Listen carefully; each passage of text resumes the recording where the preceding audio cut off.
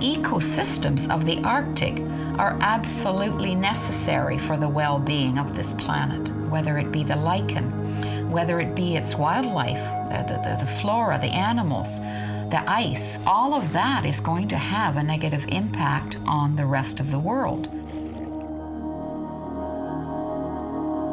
A lot of people think the Arctic itself is a desert when they look at the sea ice, and a lot of people don't know that it's teeming with life underneath the sea ice, where you get very little light, but it still occurs, and it provides a big pulse of energy into the system. Aujourd'hui, on ne sait pas exactement ce que sera l'impact de cette réduction de la banquise sur cette biomasse phytoplanctonique et donc par ricochet, quel sera l'impact de cette réduction de la banquise sur toute la vie marine. Greenedge est un ensemble d'équipes qui ensemble vont écrire une histoire de l'atmosphère jusqu'à même les sédiments. Qui est-ce qui est présent et comment ça évolue dans le temps? You know, there's a lot of long-term experience here that oftentimes we don't have. I mean, we don't have long-term records of what the ecosystem is like here, but to some extent that knowledge exists within the people that are here. And I grew up pretty much out on the land, and we used to be out there steady, like for a number of months at a time. And as kids playing outside, our parents didn't worry about us at all. We were free. It's now getting to be a very small volume of ice there in the summer. So as soon as the ice actually disappears, there'll be a completely different structure for the Arctic Ocean because the ocean water will be exposed to the atmosphere, and probably there'll be a change in the pattern of currents as well. The unpredictability of weather patterns, the unpredictability of conditions of the ice and the snow and the winds that come up now has now started to change all the rules of traditional knowledge being able to be passed down generation to generation by our elders and our hunters. Les chercheurs de sciences humaines vont essayer aussi de savoir ce qui s'est passé dans le passé. Donc il y a un lien énorme, projet, entre les connaissances des Inuits, leur passé et ce qu'ils connaissent de leur environnement, et puis les sciences. We're starting to see that things are happening even faster than what scientists have indicated. And so I think we have to look to the Arctic even more as the real canary in the coal mine.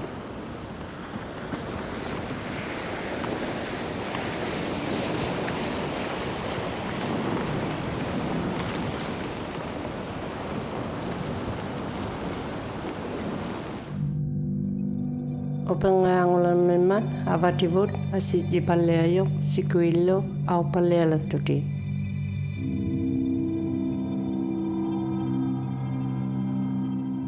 En Arctique, l'hiver touche à sa fin.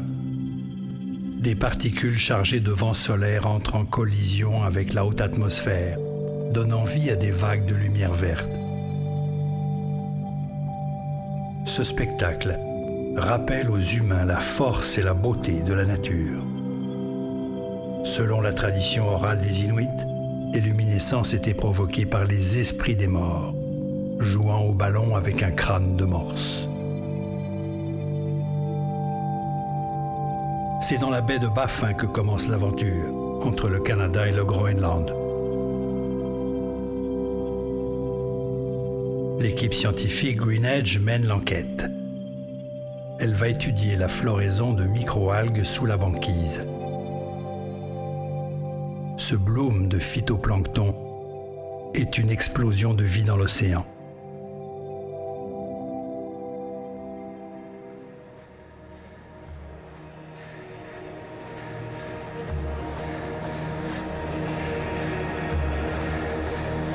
Cet événement est présent dans tous les océans de la planète. Mais il reste peu étudié dans l'Arctique où la glace et le cycle de la lumière jouent un rôle limitant. 2 campagnes océanographiques vont se dérouler dans cette zone, l'une à partir d'un point fixe, où un camp sera établi sur la banquise près de la côte, à une vingtaine de kilomètres de la communauté de Qikiqtarjuaq, au Nunavut. L'autre à partir d'un brise-glace de la garde côtière canadienne, l'Amundsen, qui évoluera dans la zone marginale de glace, au large, entre la banquise et l'eau libre.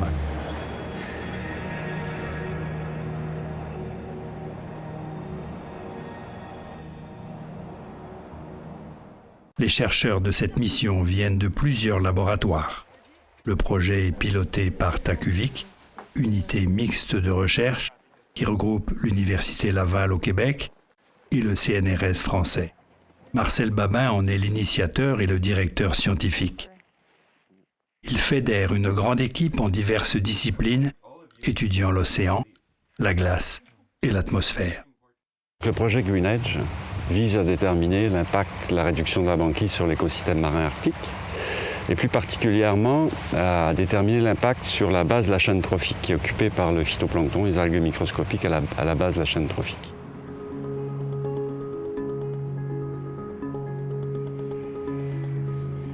Pour monter le camp de glace, une équipe de pionniers prépare le terrain.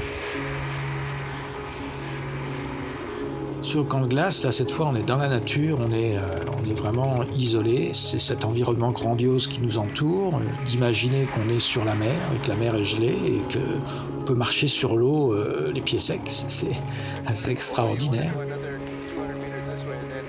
Tu te sens comme un explorateur, en fait. On est arrivé sur les lieux du camp de glace, il y avait rien. Il y avait juste la neige. T'oublies que t'es scientifique, t'oublies que t'as un doctorat dans un domaine hyper précis. Là, faut résoudre des problèmes, puis il faut clouer des planchers, puis il faut monter une tente, il faut réparer une génératrice, déneiger la banquise. Faire le trou, ça nous a pris une journée. C'est pas faire un trou dans la glace, c'est pas anodin.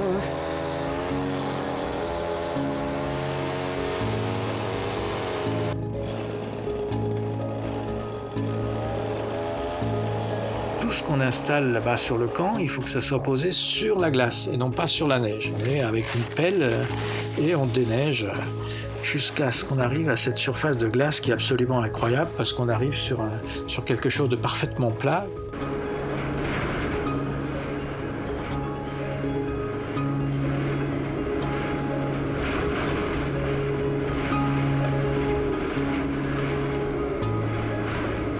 It's very difficult to plan and prepare for the ice camp. You've got to deal with logistics. Working in the Arctic is hard, difficult. There's extreme weather. Safety is always a concern. On a du glissard, on a eu froid, on s'est mouillé, la glace c'est épaissante, c'est physique quoi. C'est physique. C'est pas l'ordinateur ici.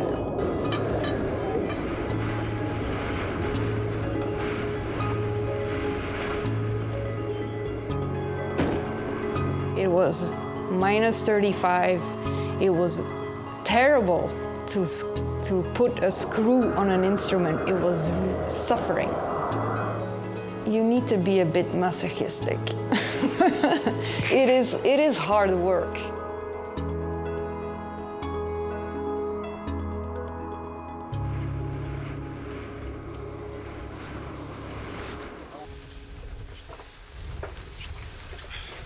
Éric Brossier, ingénieur, capitaine et aventurier polaire, avec son épouse France, ont élevé 2 filles, Léonie et Aurore, dans le Grand Nord canadien. Ils ont vécu plusieurs hivernages sur le Vagabond, près de Kik, et se sont très bien intégrés à la communauté.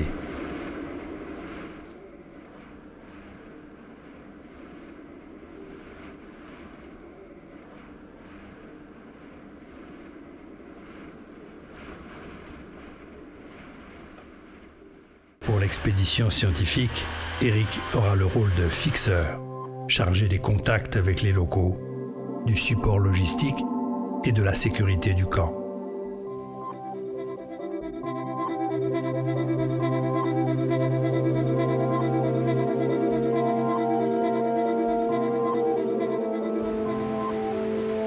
Dans l'Atlantique Nord, le brise-glace canadien, l'Amundsen, a mis le cap vers la baie de Baffin. À son bord, l'équipe de scientifiques va entrer dans le cercle polaire arctique.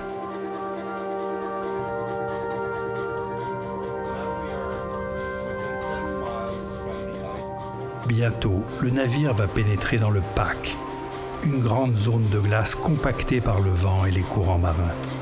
C'est le moment que tout le monde attend. Avec le navire, donc on effectue des mesures le long de sections qui vont du Groenland en venant vers le Canada, aller-retour, et le long de ces sections, on mesure l'évolution, cette fois-ci spatiale, de tous ces paramètres physiques, chimiques et biologiques.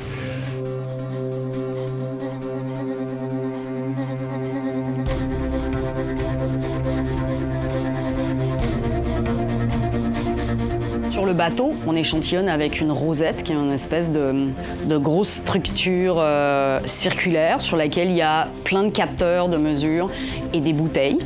Et donc qui nous prend plein de données en continu sur la colonne d'eau en fonction de la profondeur, oxygène, température, salinité, et qui nous permet de ramener l'eau du fond.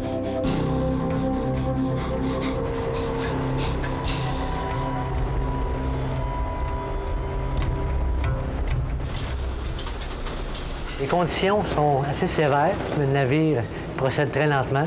Il faut surveiller. Souvent, de la glace de plusieurs années, c'est comme du béton. Tu ne passes pas là-dedans. Même avec un brise-glace comme la Monson, il faut faire le tour. Il ne faut pas se faire prendre non plus entre la côte et la glace. Ça peut être désastreux. Le navire, il embarque sur la glace, la forme de la coque. Il glisse, puis il y a un éperon en dessous. On embarque sur la glace, l'éperon fend, puis le poids du navire écrase la glace. La meilleure façon de briser de la glace, c'est de la contourner.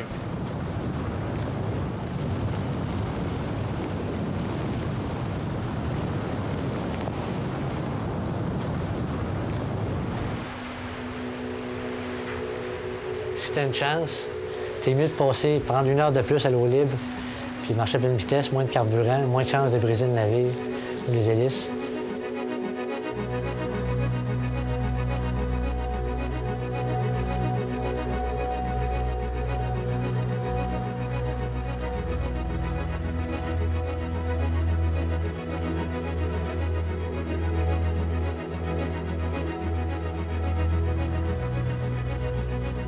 L'équipe va effectuer un vol de reconnaissance des glaces pour aider à la navigation du navire et pour définir les prochains sites d'échantillonnage.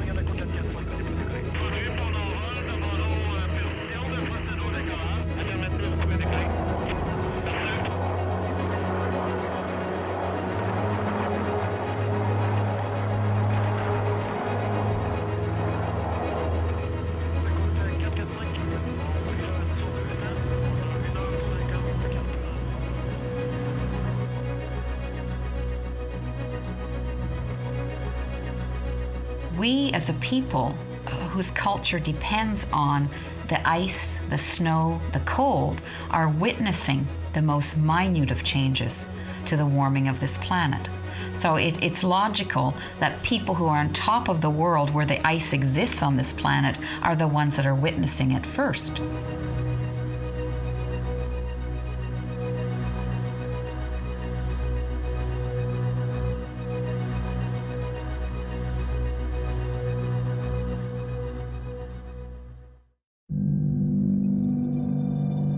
Takua kawe sakti sikusiu timiluti inga abatut manilaku manarakullo.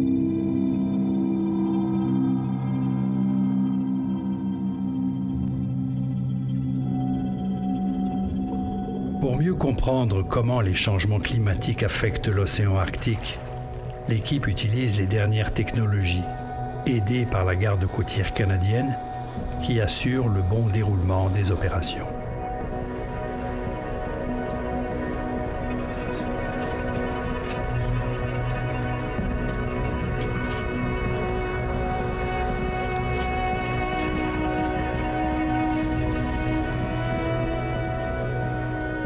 Pendant toute cette expédition, nous allons déployer toutes sortes d'instruments pour mesurer les propriétés physiques et chimiques de l'eau, pour mesurer la distribution spatiale de tous les organismes vivants dans l'eau, en eau libre ou juste sous la banquise, de manière à décrire l'évolution de tout ce système.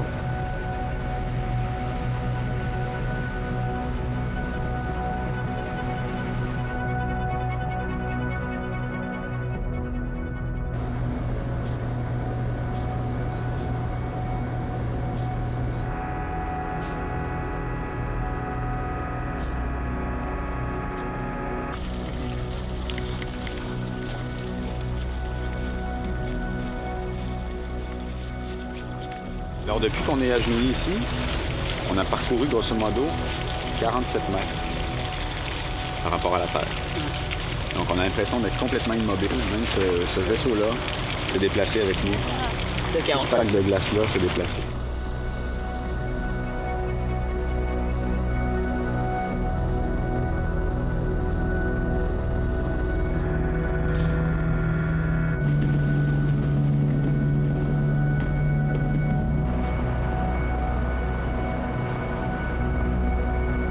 Nous utiliserons un tas de nouvelles plateformes, qu'il s'agisse de sous-marins téléguidés ou de planeurs sous-marins ou de flotteurs profileurs, que nous déploierons un peu partout en baie de Baffin et qui nous permettront d'étendre notre zone d'échantillonnage.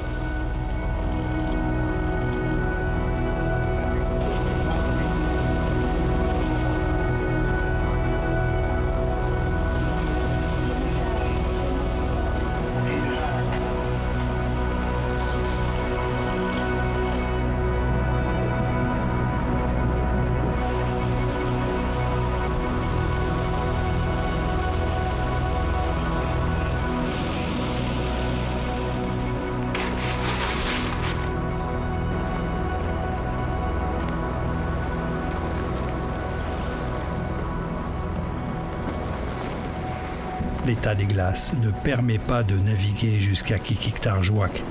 Et pour atteindre le village, il faut donc prendre les airs.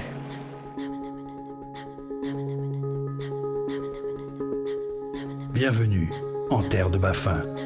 Ici, le ciel limpide contraste fortement avec les montagnes abruptes. C'est le règne du minéral et de la glace. Nunavut signifie notre terre pour les Inuits qui vivent ici depuis des millénaires. Partout dans Baffin, côté est, c'est-à-dire la côté vraiment accidentée, montagneuse, avec ses parois à couper au couteau, ses falaises vraiment vertigineuses, ça met un décor quand même assez superbe qui sort de la banquise ou des fjords l'été. Mais ici, comme Kik a son espèce d'entonnoir à iceberg, il est à peu près assuré d'avoir un beau spectacle tout l'hiver.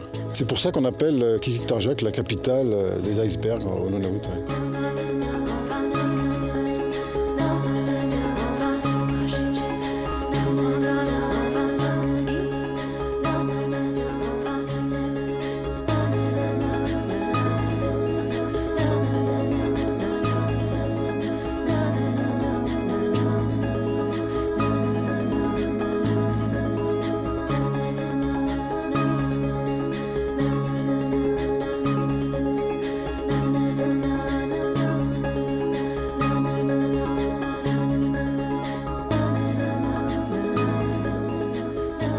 Qikiqtarjuaq, grande île en Inuktitut, ou Kik comme on l'appelle, est située dans le détroit de Davis à l'est de l'île de Baffin, à 100 km au nord du cercle polaire arctique.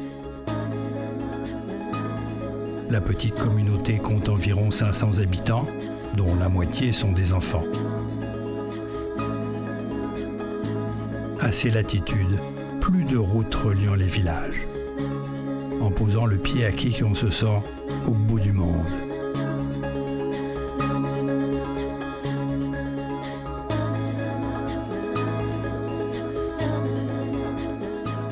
Le village a été installé ici dans les années 50, à la suite de la construction d'un radar de la ligne de défense d'Oux, à l'apogée de la guerre froide.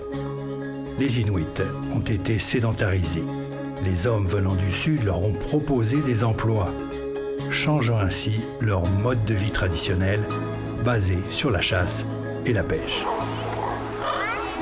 On ne peut pas être anonyme dans un village comme celui-là, une petite communauté. Quand on arrive, on est très voyant. Et ce qui donne le sentiment vraiment d'arriver chez quelqu'un, d'arriver chez lui, dans sa maison. À notre arrivée au camp de glace, on était très humbles, on avait beaucoup d'attentes, beaucoup d'ambition. 4 mois de terrain, 47 personnes, 47 chercheurs qui venaient sur le terrain, dont la plupart n'avaient aucune expérience sur du camp de glace. Éric Brossy a pris contact avec les locaux. L'équipe scientifique aura besoin d'aide, des guides expérimentés, jusqu'à la construction de traîneaux. L'idée, c'était quand même d'arriver avec le matériel qu'il faut pour faire la science, mais profiter au maximum des infrastructures locales qui ne sont pas prévues pour la science. Donc il fallait trouver des endroits, convaincre, faire que les gens acceptent, s'intéressent. Il y a plein de gens finalement qui se retrouvent aujourd'hui embarqués dans ce projet Green Edge. Sans tout ça, on n'aurait pas réussi. Alors c'est vrai que le fait d'habiter ici depuis 1 an et demi, et d'avoir des amis ici, d'être assez bien intégrés, bien acceptés, ça nous a vraiment facilité ces démarches et la préparation de la mission. On travaille avec 4 motoneiges, c'est limite. C'est pas mal le minimum. Donc, on a fait fabriquer aussi localement 4 traîneaux, 4 camoutiques qui peuvent traîner tout le matériel.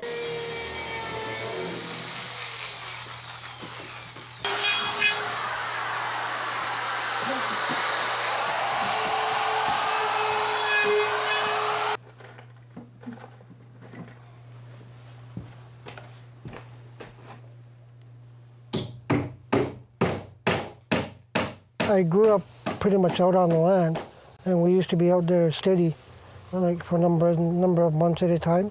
From my father used to tell me, in his days, they used to be lucky to see a polar bear in their lifetime.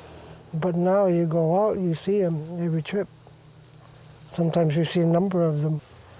Il fallait aussi réfléchir à la communication, qui est quelque chose d'assez critique parce qu'on a des gens qui sont à 25 km du village. Le froid, c'est le risque le plus direct. Les ours également, il y en a dans le coin. S'il y a un souci au camp, il faut être capable de communiquer. Les guides sont chargés de scruter l'horizon, toujours en alerte pour repérer les ours. L'augmentation des températures a réduit l'étendue de la glace et donc les territoires de chasse des ours. L'activité humaine et la nourriture les attirent à proximité du camp.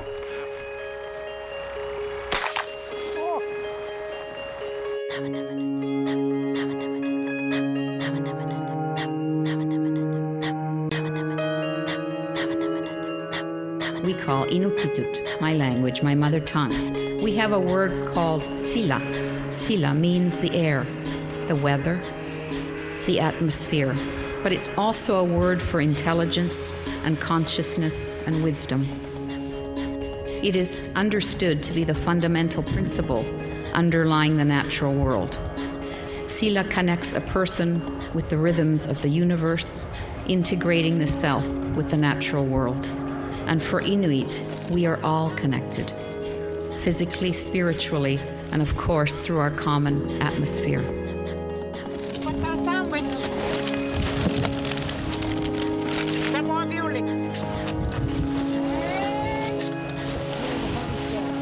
Je pense que nous, on se questionne sur la glace, on l'utilise comme outil, alors que les Inuits en ont besoin pour leur mode de vie, pour la chasse, pour le transport. Ici, à Qikiqtarjuaq, entre autres, il y en a beaucoup qui vont aller prendre des bouts d'iceberg pour se faire de l'eau potable.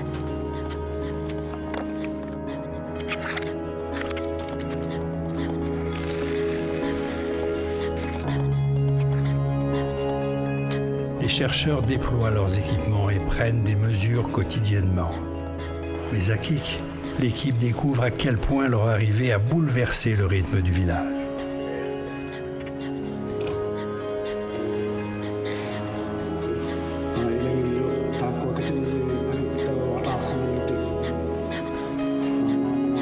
I'm here to make sure that you all contribute to the big picture and that what we are doing is consistent. There's a number of choices, also a number of things to fix. We are just starting the intense period. Nous, les gens du Sud, on arrive en Arctique, puis on veut faire de la recherche, on est pressé, il faut aller chercher nos échantillons, on doit faire beaucoup de travail très, très intensément pendant une période de temps qui est assez courte.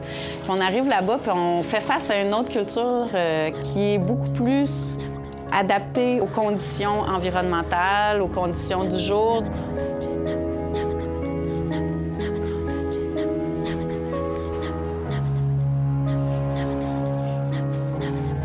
On travaille sur leur terrain de jeu à eux, leur terrain de vie. Et j'ai hâte qu'on ait un peu plus d'échanges avec eux. Il faut que cette barrière, elle tombe. On ait le temps d'échanger, de connecter un petit peu. soit par le biais de jeux, soit par le biais de petites rencontres culturelles, participer à leurs événements. Ouais. Je pense que c'est quelque chose qui est important. On a beaucoup de contacts avec les petits, même si c'est pas toujours facile, c'est une autre culture, on ne sait pas toujours s'y prendre, ils ont leur fonctionnement, donc voilà, on essaye de communiquer.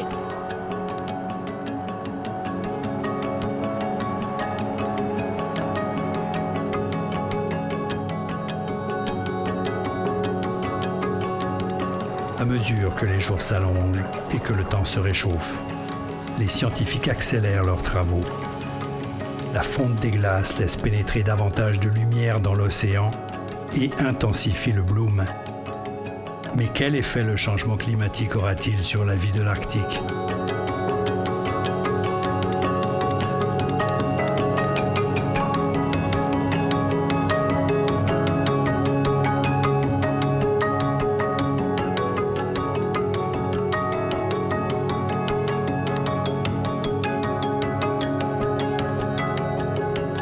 Ces changements climatiques provoquent actuellement une augmentation de la formation d'eau douce, une augmentation des précipitations sur le bassin versant de l'océan Arctique. Les eaux douces, c'est comme de l'huile sur de l'eau. Donc cette augmentation du flux d'eau douce de l'Arctique pourrait affecter ce moteur, la formation des eaux profondes et aussi des courants comme le Gulf Stream et modifier complètement le climat d'une partie de l'hémisphère nord.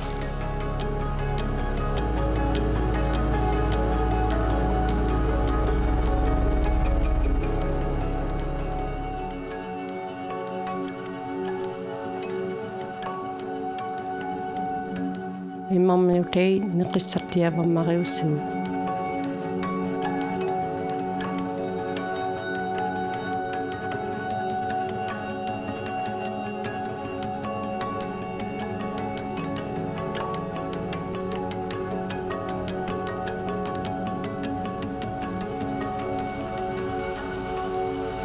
Les Inuits chassent les narvals, les phoques et les ours polaires qui errent sur la glace et dans les eaux environnantes. À Kik, il y a aussi quelques plongeurs inuits intrépides qui n'hésitent pas à aller récolter des coquillages sous la glace.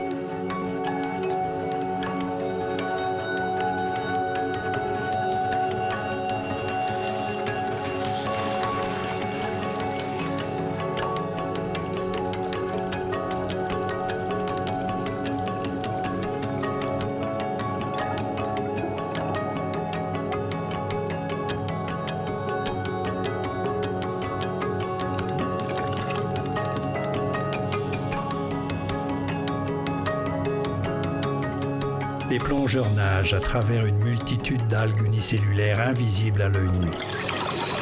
Ces petites créatures sont, collectivement, la source de toute la vie en Arctique.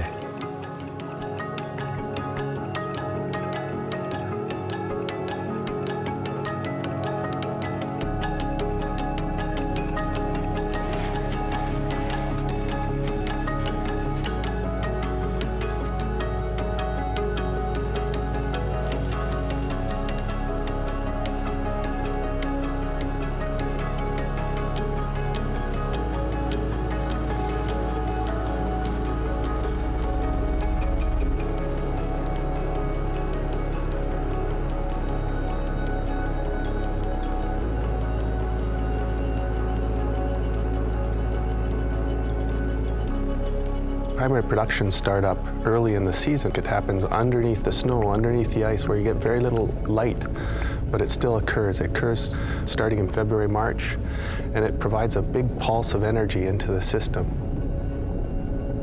Visuellement, s'il y avait un plongeur, on pourrait voir un contraste entre une eau transparente et une eau verte. Donc, ce sera une première observation purement visuelle. À mesure que la neige, puis la glace fondent, les rayons pénètrent et déclenchent la croissance des microalgues. D'abord dans la glace, dans la zone inférieure de la banquise, les 10 ou 15 cm qui sont à l'interface avec l'eau de mer. Des tapis d'algues vertes se développent, suivis de longues algues filamenteuses, composées de millions de cellules. Enfin, la floraison descend dans la colonne d'eau à mesure que la lumière pénètre plus profondément. C'est le bloom.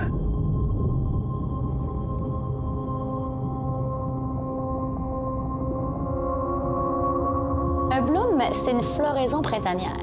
C'est une explosion massive de plein de cellules phytoplanctoniques, donc des plantes qui dérivent, des fleurs de l'eau, des algues unicellulaires. C'est principalement les diatomées, qui sont des cellules avec des belles frustules.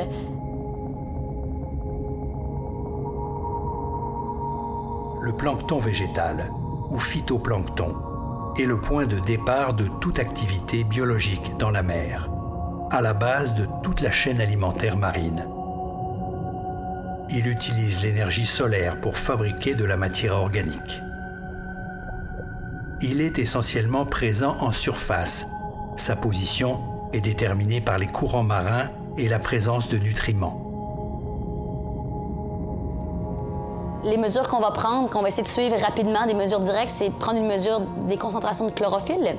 Alors pour considérer qu'il y a un bloom, on va avoir une concentration de chlorophylle beaucoup plus importante. Donc tu vas pouvoir le mesurer par les pigments ou par un nombre de cellules. Tu as différents paramètres que tu peux mesurer qui t'aident à voir que les microalgues se multiplient en fait. Le phytoplancton, ce sont ces algues microscopiques formées d'une seule cellule ou de cellules réunies en chaîne. Il capte le CO2 et se nourrit de sels nutritifs contenus dans l'eau de mer pour croître. Elles produisent de l'oxygène, indispensable à la vie dans l'océan, mais aussi, par les échanges gazeux, participent à la séquestration du carbone, comme les végétaux dans les forêts et les prairies de notre planète.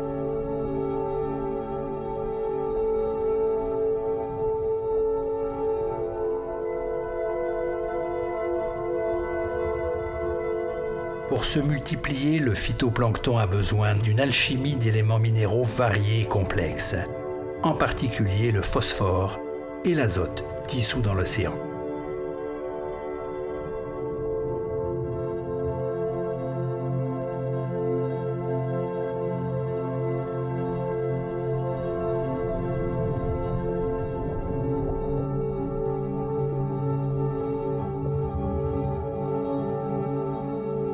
Les rayons de soleil frappent la surface de neige qui recouvre la banquise.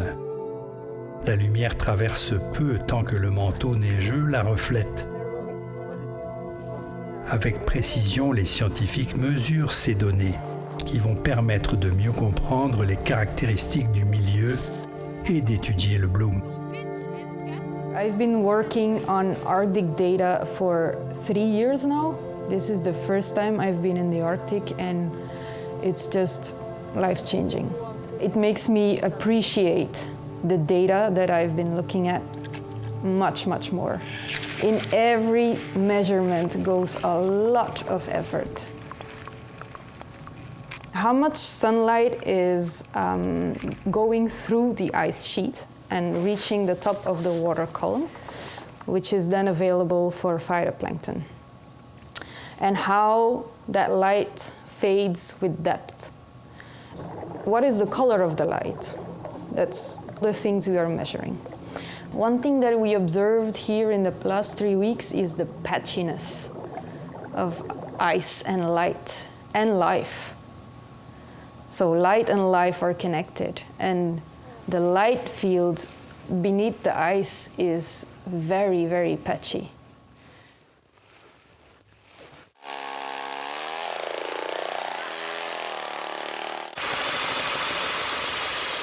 Ici, en particulier, on a des blooms dans la glace et des blooms dans l'eau. Donc les blooms dans la glace, on les a vus quand on fait des carottes de glace et qu'on les retourne. La partie qui est en contact avec l'océan, elle est brune. Et en fait, cette couleur brune, ce sont des diatomées. Quand on fait ces carottes de glace, il y a quand même plus d'1 mètre d'épaisseur. Quand on la retourne et qu'on voit le phytoplancton qui pousse juste à l'interface, ça a toujours un petit côté magique. L'augmentation de la luminosité déclenche le cycle des blooms en Arctique. La photosynthèse par les algues permet de capturer davantage de dioxyde de carbone. Elle a donc un impact sur les changements climatiques. Cette recherche s'inscrit dans une étude plus large. Il ne s'agit pas seulement de comprendre l'état du phytoplancton à mesure que l'Arctique se réchauffe, mais aussi par extension sa réaction globale à mesure que les océans de la Terre se réchauffent.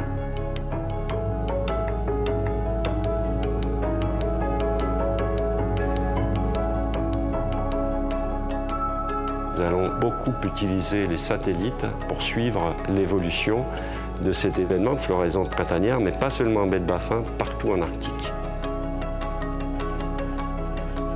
Quand on regarde une image satellitaire pour le signal de chlorophylle, c'est un pigment dans les cellules de phytoplancton qui nous donne un indice de la biomasse. Est-ce qu'il y a beaucoup ou pas beaucoup de phytoplancton dans ces zones-là?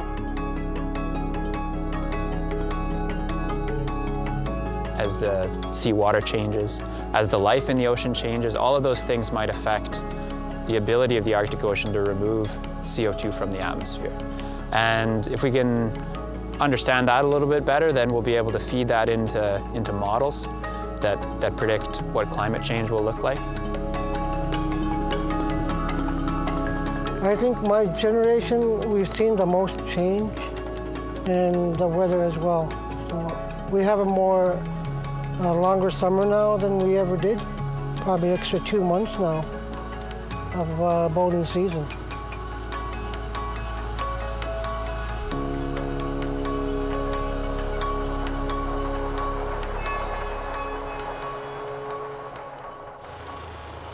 Les chercheurs quittent le village tous les jours pour se relayer au camp de glace et maximiser le temps précieux qu'il leur reste. Leurs observations intenses sous la glace, à 25 km de la communauté, engendrent des conséquences imprévues. Quand on est arrivé au début, c'était un peu difficile avec les enfants. Parce que quand il y a des enfants, on ne peut pas les faire toucher nos produits chimiques. On a des instruments qui coûtent cher, qui sont lourds. On a des règles de sécurité un peu plus sévères parce qu'on est une équipe et on doit s'imposer une cote un peu plus haute. Notre comportement était toujours négatif. En fait, on leur refusait toujours. Ils sont là, ils veulent nous aider, mais on n'a pas le temps de jouer, il faut travailler, revenez plus tard. Donc, en gros, on était toujours dans la négation. Ça l'a pas bien tourné, en fait. Il faut que je trouve une solution. C'est un de mes rôles de trouver des solutions aux problèmes. So we have issues with the kids, you know, we always say no to them, right? No, come in the skidoo, no, you can help. So sometimes if they get a yes, you know, like, yeah, come and play, just take a bit of time and enjoy time with them. So maybe that's going to improve our situation with the kids. Yeah, if you manage to make the kids as friends, they'll help you and they'll protect you even.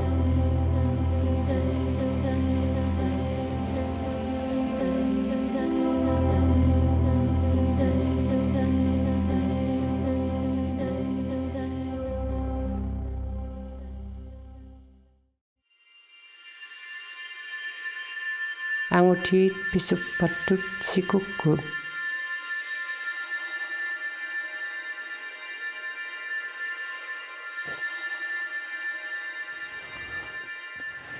Our big task today is to make a hole that we can deploy our instrument through. And that seems easy, but I think they said the ice is about 1.2 meters thick. So what is that, like sort of like chest high or so?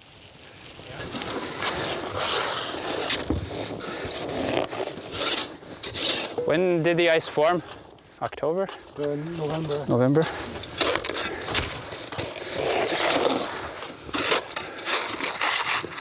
So I think this top layer here would have been the first ice that formed. It's probably sloshing around. After you form a little bit of ice and it calms the water down, and then the ice just starts to grow down in these nice columnar crystals.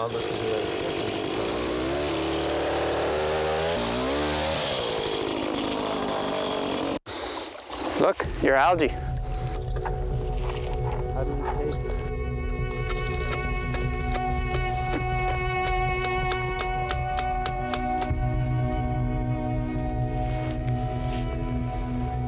It's a condition that makes me the most nervous. Well, think about how close a polar bear could get to you without you seeing it.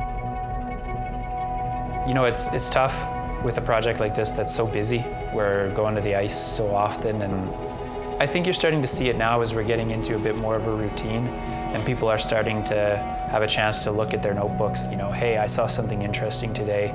What do you think about this? Maybe if you're a biologist who doesn't know much about light transmission, you know, you go talk to somebody that knows about light transmission, and you can start to really make some good connections. On va avoir plus d'informations sur le changement de cette glace-là en termes de caractéristiques, en termes de composantes. Puis eux vont pouvoir nous la donner certainement par leur savoir traditionnel sur, on ne peut plus accéder à nos sites, ça fond de plus en plus vite. Donc, c'est encore une fois, c'est l'utilité. On ne peut plus l'utiliser comme on pouvait l'utiliser à l'époque. Donc, c'est leur signe, c'est leur manière de suivre les changements.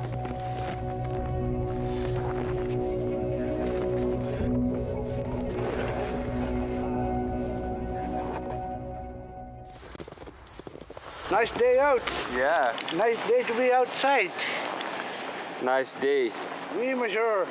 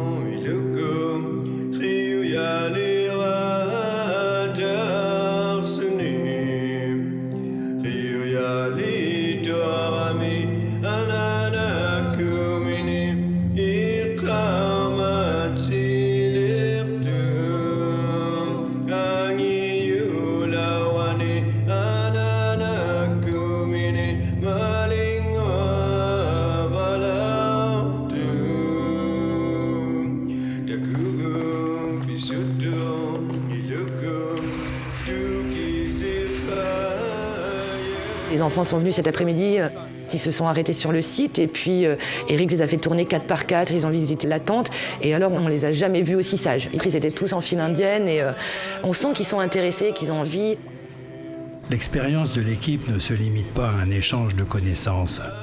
La patience et la curiosité envers la communauté inuite a entraîné une seconde dynamique inattendue. Donc on a commencé à jouer avec eux. Donc j'avais un frisbee, je l'ai sorti, on a commencé avec ça, puis ça marche super bien.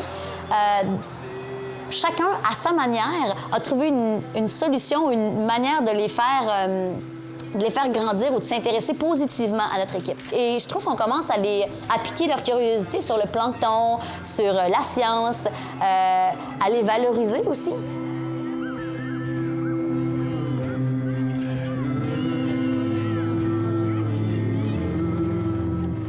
Au contact de communautés locales, au contact d'intervenants, de différents acteurs. Notre rôle est aussi non seulement de pratiquer la recherche, mais de la faire connaître, de la transmettre, prendre en compte les besoins sociétaux, aussi dans la définition de nos projets de recherche. It's great to be living in the community, to be talking to people, to be interacting, playing frisbee with the kids or whatever. It's a lot of fun and it adds a dimension that otherwise you don't normally get in oceanography. You get the opportunity to really interact with people. What is it? Looks like you poo two poo two. I love you. Naligiva git. Yeah.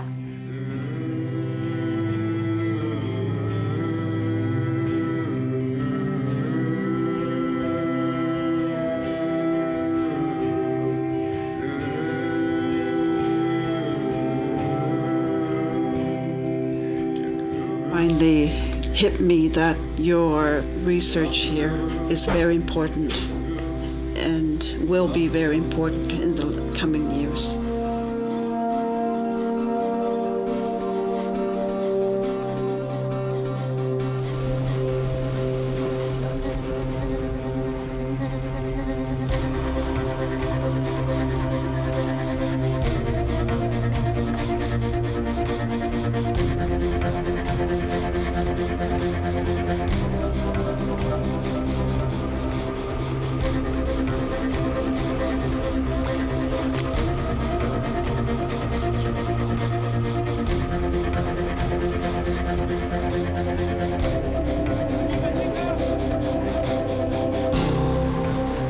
l'épaisseur transférée du brise-glace Amundsen vers le camp de glace permettra aux scientifiques de continuer les échantillonnages lors de la fonte des glaces, au moment où le bloom de phytoplancton prendra son essor.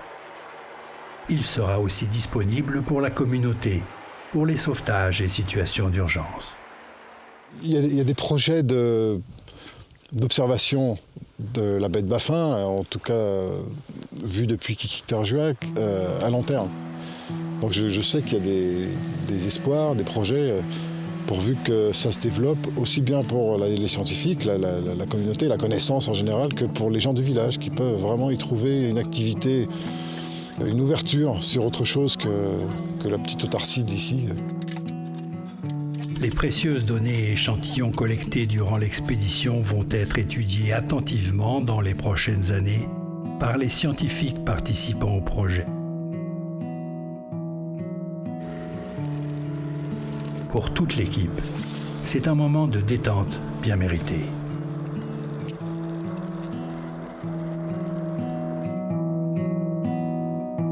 Avec la fonte de la banquise de plus en plus importante vers le nord en été, mais et aussi une fonte de la banquise qui est de plus en plus précoce, de plus en plus tôt dans l'année, on pourrait se mettre à observer des blooms, des floraisons, à des latitudes où on n'en observait pas avant.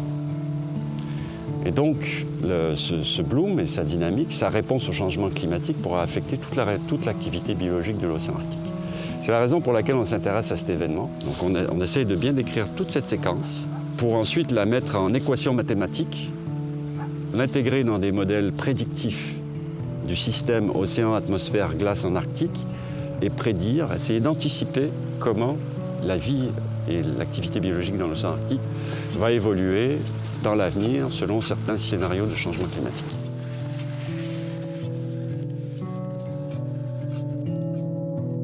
The science is so clear that we are all connected. As the Arctic melts, other areas of the world are sinking. And you can't get clearer than that in terms of understanding connectivity. And if we can learn from the Arctic story of a people that are so few in number on this planet, that are grappling to maintain their hunting cultural way of life, I think this has potential to bring the people of the world together. I think we need to look at connectivity issues. I think it is through connectivity that we can come to this common ground of addressing the issue of climate change. I believe that greater things can come out by balancing out the scientist and the Inuit's knowledge. So when you were young, in July, you were coming back from the cabin? On the ice? In the 80s, you were driving on thick ice up to the village? Les Inuits n'ont pas de légende pour expliquer le bloom, ni de nom pour le phytoplancton en Inuktitut. Mais le bloom est la source de toute vie dans l'océan Arctique. Même invisible, ce phénomène impacte tous les animaux et les hommes vivant ici. Tout comme le soleil donne vie aux aurores boréales qui dansent dans les cieux, le soleil déclenche cette explosion de vie sous la glace.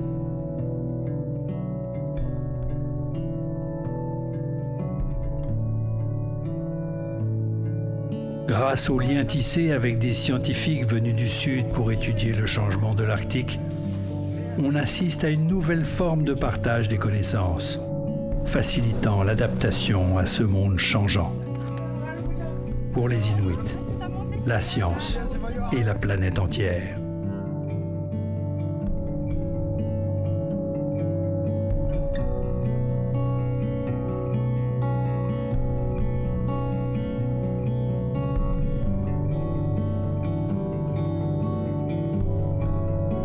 Kiutartumi sila asit ipalleayo.